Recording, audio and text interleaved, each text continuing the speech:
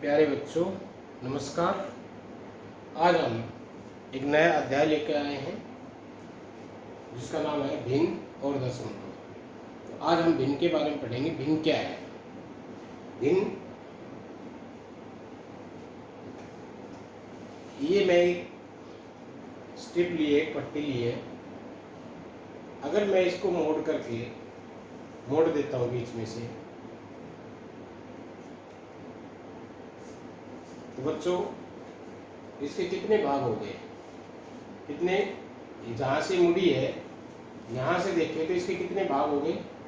एक, दो। कितने भाग हो गए? एक इधर और एक इधर, दो भाग हो गए। एक भाग है पूरे का, कितना है? आधा। कितने पूरी का कितना है? एक आधा। यानी कि ये एक भाग है कितने में से? एक और एक, दो में से। दो में से एक भाग, तो इसको हम कैसे लिखेंगे? 1/2। एक भाग कितने में से? 2 में से। 1/2 हो गया। इसी तरह से अगर मैं इसको और मोड़ देता हूं,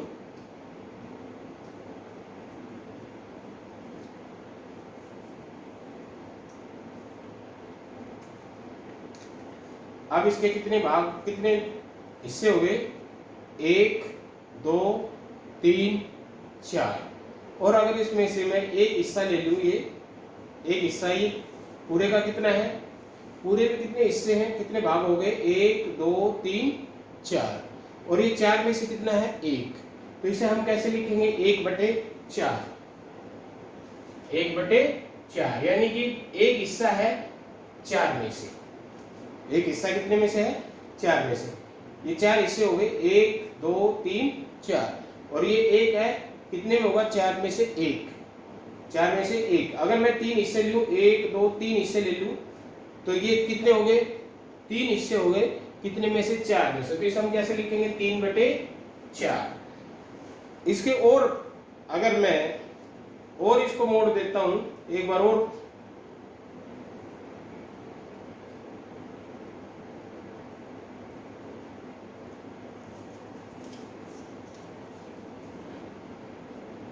अब कितने हिस्से हो गए इसके? 1, 2, 3, 4, 5, 6, 7, 8। कितने हिस्से हो गए? अब इसके 8 हिस्से हो गए। 8, ये 8 भाग हो गए ये। और अगर इसमें से मैं 3 भाग लेता हूं, ये पूरी एक स्ट्रिप है, और मैं इसको यहां से पार्ट करके ये ले लिया मैंने, तो कितने हिस्से ले लिए? 1, 2, 3। कितने टोटल कितने थे? 3, ये 4, 5, 6, 7, 8। तो ये 3/8। और इधर वाला अगर इसकी बात करूं तो ये कितने हैं? 5। कितने में से? 8 में से। वही 8 में से। तो इस तरह से, और देखो ये और स्ट्रिप है, हम इसके चाहे जितने हिस्से कर सकते हैं, भाग कर सकते हैं।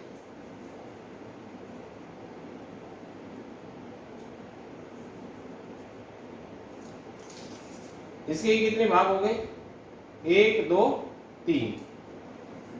1, 2, 3। और ये तीनों बराबर है।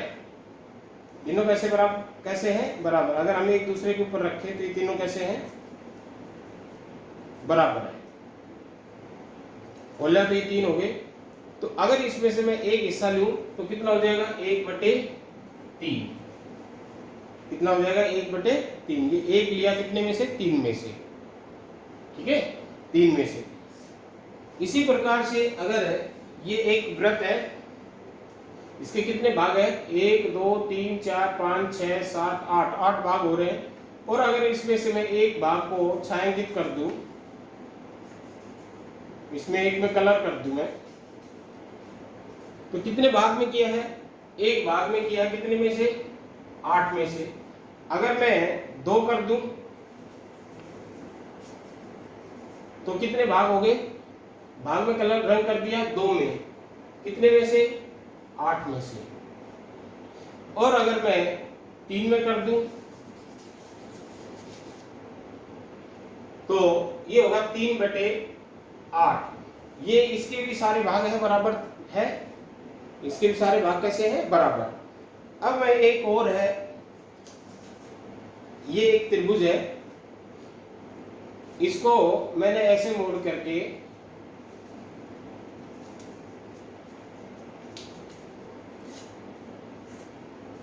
दो भाग कर दिए और इसका मैं ऊपर वाला ये हिस्सा इसको छायांकित कर देता हूं,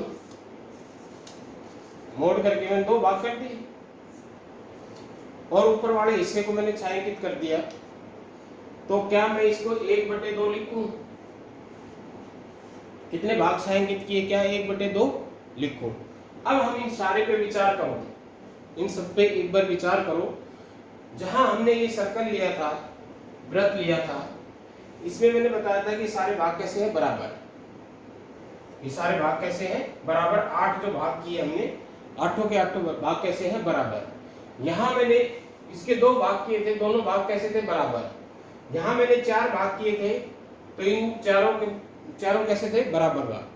यहां 8 भाग किए थे इसमें और इसमें, और ये 8 भाग कैसे थे बराबर। यहां 3 भाग किए थे, तीनों भाग कैसे थे बराबर। लेकिन यहां मैंने 2 भाग किए, क्या ये दोनों भाग बराबर है? इसमें क्या ये दोनों भाग बराबर है? दिखाई दे रहा है, स्पष्ट दिखाई दे रहा है कि ये भाग छोटा है और ये नीचे वाला भाग बड़ा है। तो ये दोनों भाग बराबर नहीं है, तो ये भिन्न नहीं है, ये भिन्न नहीं है। क्यों? क्योंकि इसके दोनों भाग है बराबर नहीं है, भाग बराबर नहीं है। और इन सब में भाग बराबर थे, तो ये सारी है भिन्न है। ये सारी क्या है? भिन्न है। ये सारी भिन्न है। तो भिन्न क्या है? अब इससे आप समझ गए भिन्न क्या है? वस्तुओं के हिस्से है, भाग है, और वो सारे भाग कैसे होने चाहिए? बराबर होने चाहिए, तभी वो भिन्न है। अगर भाग बराबर, हिस्से बराबर नहीं है तो वो भिन्न नहीं है। तो यहां हमने 8 भाग किए थे एक सर्कल के, तो 8 भाग कैसे थे? बराबर थे, और उसमें से एक भाग लिया था। तो अब एक चीज और, इनको गौर से देखो, सारी चीजें मैंने लिखी है तुम्हें समझा दिखा करके। इन सब में एक चीज क्या है कि जितने भाग हमने किए, किसी वस्तु के जितने हिस्से किए, समान भाग किए जितने, वो नीचे आ रहे हैं। जैसे यहाँ 8 भाग किए थे तो सारे 8 नीचे आ रहे हैं। यहाँ हमने 2 भाग किए थे, 2 कुल भाग है वो नीचे आ रहा है।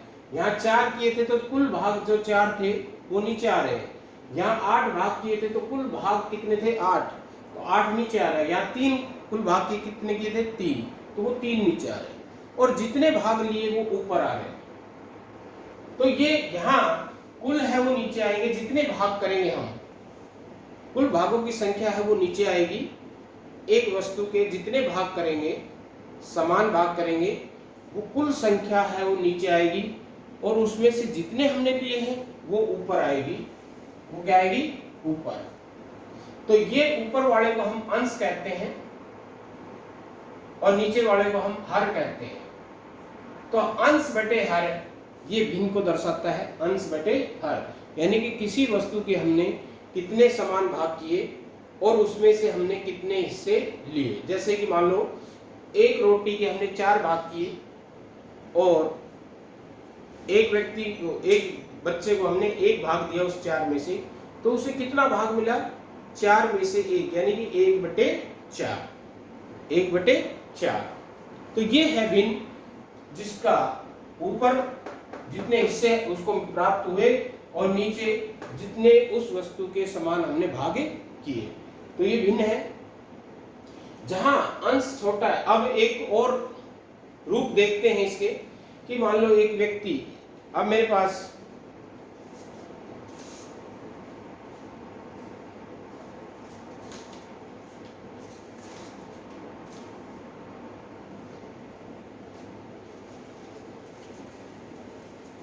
ये 2 स्ट्रिप है, दोनों स्ट्रिप समान है, दोनों स्ट्रिप है कैसी है? समान है। दोनों ये कागज की पट्टी है, दोनों समान है। अब मैं किसी को एक की पूरी दे रहा हूं और एक में से 4 हिस्से किए मैंने। एक के मैंने कितने हिस्से किए? 4। एक पूरी दे रहा हूं, एक में से मैं एक हिस्सा दे रहा हूं, 4 में से एक। तो उसको कितना मिला? तो एक तो पूरा मिल गया और एक में से 1/4। एक पूरा, इसमें एक में से 1/4, 1/4। तो कुल कितना होगा? अब जो दूसरी है इसके भी हमने 4 समान भाग किए कर लिए, और 4 समान भाग कर लिए और पूरा हम इसको दे रहे हैं। तो इसका मतलब हम 4 में से 4 के 4 दे रहे हैं इसको। 4 भाग किए हमने और 4 के 4 भाग हमने दे दिए उसको। 4 भाग इसके कर रहे हैं हमने, 4 भाग इसके होगा, दोनों के 4 हो गए। एक बच्चे को ये 4 दे दिए, तो इसको हम चारों को 4 दे दिए, तो 4/4, यानी कि पूरा है, अंश और हर दोनों बराबर आ जाए तो पूरे को दर्शाता है। यानी कि ये पूरा दे दिया हमने और इसमें से एक हिस्सा दे दिया 1/4। अब अगर हम इसको जोड़ें तो नीचे दोनों में सेम है, हर 4 है, 4 हिस्से किए दोनों के, तो 4 हो गए। ऊपर 4 हिस्से इसके मिल गए और एक हिस्सा इसको मिल गया, तो कुल कितने हिस्से मिल गए? 5/4। कितने मिले? 5/4। अब हम यहाँ ये नहीं करेंगे कि 4 हमने इसके हिस्से किए, 4 इसके हिस्से किए, 8 हिस्से हो गए और 8 में से हमने 5 मिले, 8 में से 5 मिले, ये नहीं करेंगे, क्योंकि हमने प्रत्येक वस्तु के कितने हिस्से किए? 4 हिस्से किए। कितने हिस्से किए हैं? 4। 8 हिस्से नहीं किए, प्रत्येक वस्तु के, ये 2 वस्तु होगी, तो एक वस्तु के भी हमने 4 हिस्से किए, इसके भी हमने 4 बराबर बराबर हिस्से किए हैं। तो इसमें से 4 में से 4 मिल गए, पूरा मिल गया, और दूसरे में से 4 में से 1 मिला, तो हिस्से हमने 4 ही किए हैं, 8 नहीं किए। एक वस्तु के कितने हिस्से किए हैं? 4। तो हम एक वस्तु के जितने हिस्से करेंगे वो बटे में आएगा एक वस्तु के हिस्से। दोनों वस्तु के हिस्से कुल जोड़ के नहीं, एक वस्तु के जितने हिस्से किए वो, और दोनों के जोड़ करके कितना मिला? अब उसको 4 ये मिला और 1 ये मिला, 5 मिल गए, तो ये 5/4 को दर्शा रहा है। अब हम इसको देखें, इसकी तुलना इन पहले वालों से सारे से करें, तो इसमें क्या है कि यहाँ अंश बड़ा है और हर छोटा है, और इन सब में क्या था? अंश छोटा था, हर बड़ा था। जो पहले वाली सारी भिन्न थी, 1/8, 2/8, 3/8, 1/2, 1/4, 3/4, 3/8, 5/8 और 1/3, इन सब में और इसमें अंतर क्या नजर आया कि इन सब में अंश छोटा था, हर बड़ा था। ऊपर छोटी संख्या थी, नीचे बड़ी संख्या थी, और इसमें ऊपर बड़ी आ रही है, नीचे छोटी आ रही है। तो इसमें और इसमें अंतर यही है, अंश छोटा है इसका, हर बड़ा है। यहाँ अंश बड़ा है और हर छोटा है। तो इसका अर्थ क्या है कि यहाँ हमें एक वस्तु में से हिस्से मिल रहे हैं, यहाँ हमें एक वस्तु से ज्यादा हिस्सा मिल रहा है, एक से ज्यादा। जहां अंश बड़ा है, हर छोटा है, इसका अर्थ है एक से ज्यादा, एक से ज्यादा। अगर अपन मान लो हमारे पास ये 3 वस्तु एक जैसी है, 3 वस्तु एक जैसी है, और तीनों के हमने 4-4 हिस्से कर लिए, तीनों के हमने 4-4 हिस्से कर लिए, तो कुल हिस्से कितने करे? प्रत्येक के हमने 4, तो बटे में 4 ही आएगा। एक 2 हिस्से 2 पूरे दे दिए, पहली वस्तु का भी 4/4 हिस्सा मिल गया, दूसरी का भी 4/4 हिस्सा मिल गया, और तीसरी के हमने मान लो 2 हिस्से दे दिए, तो तीसरी वस्तु के हमने 2/4 मिले। तो कुल हिस्से तो हमने कितने किए हैं? 4 ही किए। कुल हिस्से तो हमने कितने किए हैं? 4 ही किए। तो हमें कितने मिले? 4 4 8 और 2 10, तो 10/4 हो गए। कितने हिस्से मिल गए? 10/4, यानी कि हमने प्रत्येक वस्तु के हमने 4 हिस्से किए हैं। जैसे यहाँ हमने 3 स्ट्रिप है, एक के 4 किए, दूसरे के भी 4 किए, और तीसरे के भी हमने 4-4 हिस्से किए, तो कुल हिस्से तो हमने कितने किए हैं? प्रत्येक के 4। तो यहाँ हमें प्रत्येक के जो हिस्से किए हैं वो आएंगे बटे में, तो और ऊपर हमें कुल कितना प्राप्त हुआ। तो यहाँ भी देखो, ऊपर बड़ा है, नीचे छोटा है, तो ये भी क्या दर्शा रहा है? एक से ज्यादा को। यहाँ 2 पूरे मिले हैं और तीसरे का आधा मिला, 2/4, यानी कि 4 हिस्से में से 2 हिस्से मिल गए, तो आधा ही होगा, तो 2.5 मिल गए। कितने मिल गए? ढाई। तो ये 2 से ज्यादा हो गया। तो इनमें जिसमें अंश छोटा हर बड़ा है उसे हम उचित भिन्न कहेंगे। अंश छोटा हो हर से तो क्या होगी? उचित भिन्न। उचित भिन्न। और अंश बड़ा हो हर से तो ये होगी अनुचित भिन्न। अनुचित भिन्न, क्योंकि अनुचित भिन्न होगी। तो ये दोनों में अंतर है, उचित भिन्न और अनुचित भिन्न में। उचित भिन्न में अंश बड़ा छोटा होगा, हर बड़ा होगा। अनुचित भिन्न में अंश बड़ा होगा, हर छोटा होगा। अनुचित भिन्न है वो 1 से ज्यादा होगी, 1 से बड़ी होगी, और उचित भिन्न है वो 1 से छोटी होगी। दूसरा अंतर इसमें हम ये भी कर सकते हैं कि उचित भिन्न है वो 0 और 1 के बीच होगी, और अनुचित भिन्न है वो 1 से बड़ी होगी। 1 से बड़ी कुछ भी हो सकती है, वो 1 से बड़ी, 2 से बड़ी, 3 से बड़ी, 4 से बड़ी। यानी कि कहने का तात्पर्य यह है 1 से अवश्य बड़ी होगी। जैसे अभी हमने देखा था कि यहाँ 5/4 था तो ये 1 से बड़ी थी। यहाँ 10/4 ये 2 से बड़ी थी, 2 से बड़ी थी। तो 1 से बड़ी चाहे कितनी भी हो वो सभी अनुचित भिन्न है। और अनुचित भिन्न की पहचान ये होगी कि अंश बड़ा होगा, हर छोटा होगा। अंश बड़ा होगा, हर छोटा होगा। और इस अनुचित भिन्न को हम एक दूसरे रूप में बदलते हैं, वो होता है मिश्रित भिन्न। मिश्रित भिन्न ये अनुचित भिन्न का ही एक रूप है। अनुचित भिन्न का ही एक रूप क्या है? मिश्रित भिन्न। मिश्रित भिन्न में बदल देते हैं। और वो मिश्रित भिन्न क्या है? जैसे कि हमने यहाँ 4/4, 4/4, 2/4 लिखा हमने, ये 2 पूरे हैं, 2 पूरे हैं तो 2 पूरे हो गए और 2/4, 2 सही 2/4। और यहाँ 1 पूरा था और 1 1/4 था, तो यहाँ 1 पूरा और 1 सही 1/4। जो ये सही में आएगा, ये आगे आएगा, ये उसमें पूरे को दर्शाता है। और ये जो है उससे अगला जो है उसका हिस्से को दर्शा रहा है, उसके भाग को दर्शा रहा है। तो इस तरह से हम भिन्न को देखते हैं कि भिन्न क्या है? किसी वस्तु के हिस्से हैं और उस हिस्से में से हमें कितना मिला है, कितना उसमें से, उस हिस्से में से उसका भाग, कितना भाग है। एक पूरी वस्तु के भाग करें और उसमें से हमें कितना लिया गया है, उसमें से कितना लिया गया है। जैसे यहाँ 8 हिस्से किए, 8 में से 1 लिया गया है, यहाँ 8 में से 2 लिया गया है, यहाँ 8 में से 3 लिया गया है, यहाँ 2 हिस्से किए हैं, 2 में से 1 हिस्सा लिया गया है, 4 हिस्से किए हैं, 1 हिस्सा लिया गया है, 4 हिस्से किए हैं, 3 हिस्से लिए हैं, 8 हिस्से किए हैं, 3 हिस्से लिए हैं। तो इस तरह से यहाँ 5/4 है, तो 5/4 ये अनुचित भिन्न होगी।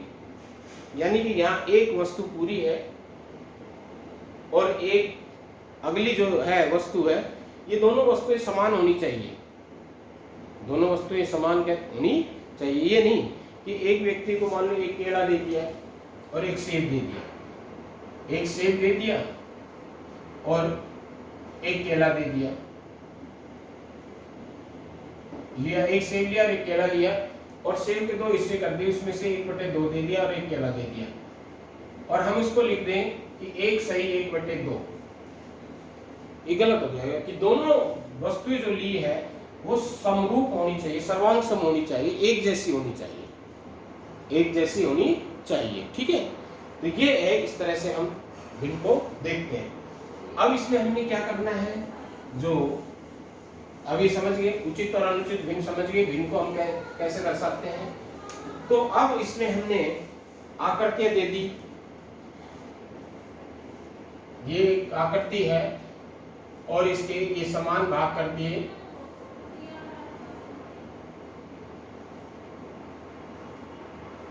कितने समान भाग हो गए इसके? 1 2 3 4 5 6 7 8 9 10 11 12 13 14 15 16। और इसमें उसने कुछ को कलर कर दिया, कुछ को। अब इसको भिन्न के रूप में लिखना है तो कैसे लिखेंगे? नीचे तो हमने बताया कि कुल कितने भाग की हैं? 16। कुल कितने भाग किए हैं 16। ऊपर जितने भाग छायांकित किए हैं, काले किए, गहरे किए हैं, 1 2 3 4 5 6, 6/16 हो गए।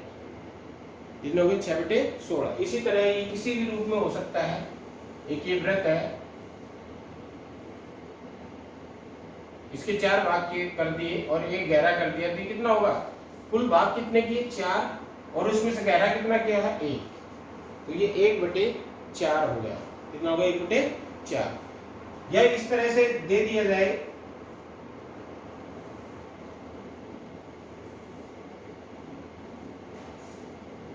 और ये कहा जाए इसका 3/8 3/8 भाग को छायांकित कीजिए। 3/8 भाग को छायांकित कीजिए, तो 8 भाग ये पता चल रहा है, 8 भाग किए गए हैं इसके, और उसमें से कितने भाग छायांकित करने? 3। तो आप 3 कोई से भी कर सकते हैं, इसमें कोई बंदिश नहीं है कि हमने 3 ये ही लेने हैं या ये 3 लेने हैं। 8 में से कोई से भी 3 हम छायांकित कर सकते हैं। तो ये था आज का टॉपिक, इतना ही। धन्यवाद। 8 बजे लग गए।